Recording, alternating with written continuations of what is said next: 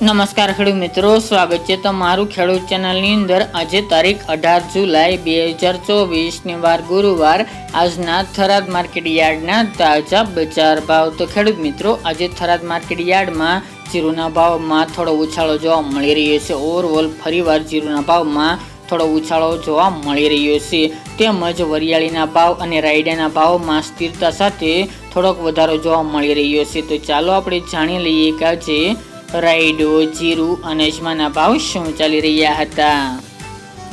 ખેડૂત મિત્રો, આજના થરાદ માર્કેટ યાર્ડના ભાવ જોઈએ તો જીરું 4000 થી 5251 રૂપિયા, રાયડો 1030 થી 1149 રૂપિયા, એરંડા 1160 થી 1202 રૂપિયા, ઈસબગુલ 2301 થી 2545 રૂપિયા, વરિયાળી 1000 થી 1381 રૂપિયા અને બાજરી 460 થી 485 રૂપિયા।